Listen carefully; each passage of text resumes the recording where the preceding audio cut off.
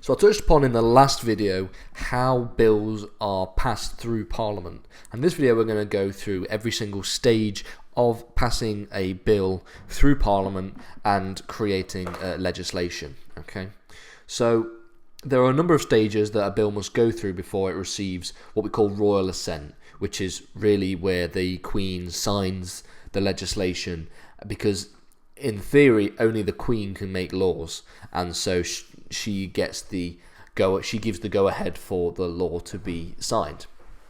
Now technically the Queen could turn down legislation, but as a formality she never has.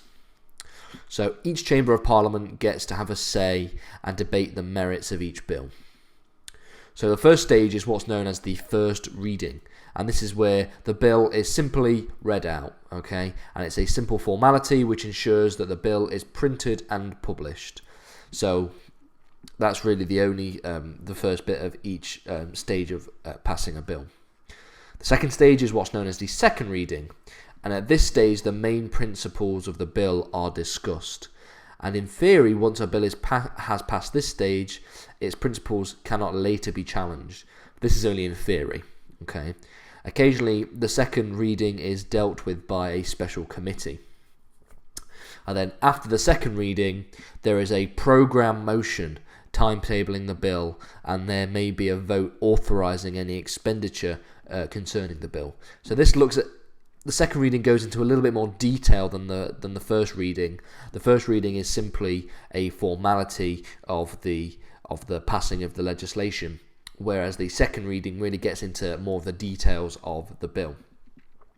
If it passes through the second reading, it goes to what is known as the committee stage. And this is where the bill is examined by a standing committee. This is done with a view of suggested detailed amendments. Okay, so unlike a select committee, which exists for the whole Parliament, a standing committee is set up only for the purpose of a particular bill. So a standing committee will be made for each bill that passes through the second reading. Its membership is around 50 and is based upon the strength of each party in the House. So it's difficult for amendments to be made against the wishes of government. Okay, so it's around 50 members are in the standing committee, and the standing committee represents the strength of each party in the House. So if you have more votes in Parliament, then you're going to have more people to sit on the standing committee.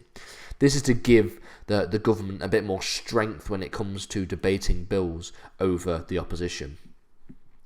Sometimes a bill is referred to the committee of the whole House.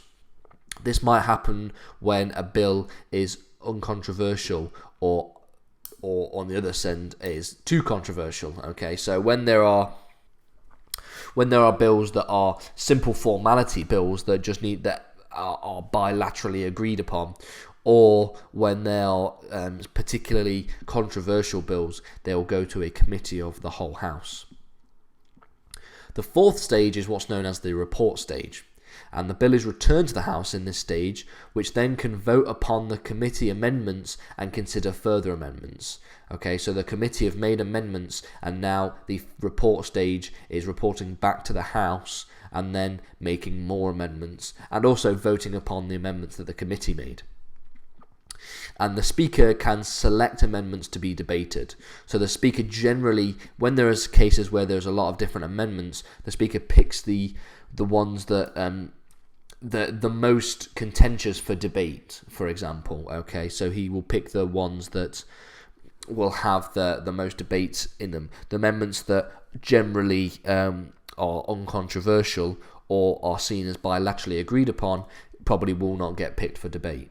But again, this depends on how many amendments are made and also how long each will get for debate.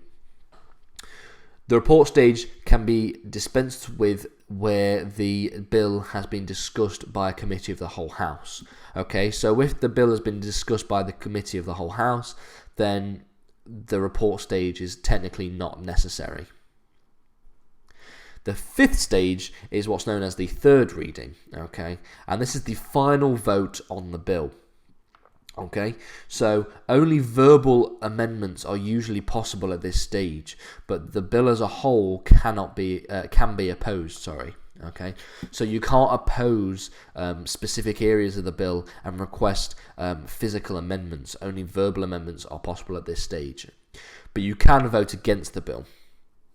So once it's passed through all of these stages, it will then go through the exact same process, but in the House of Lords. Okay, the bill is now sent to the other house, and if the Lords veto the bill or make amendments, it is then returned back to the Commons to agree on those amendments or on the veto.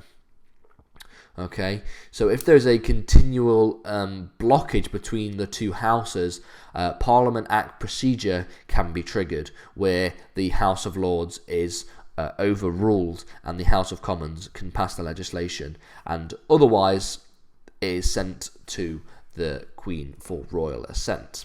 Okay, now this is a very simple structure. So going back over it, we have the House of Lords, the third reading, we have the report stage, we have the committee stage, a second reading, and then the formality first reading. Okay, this is how Acts of Parliament are passed and are made.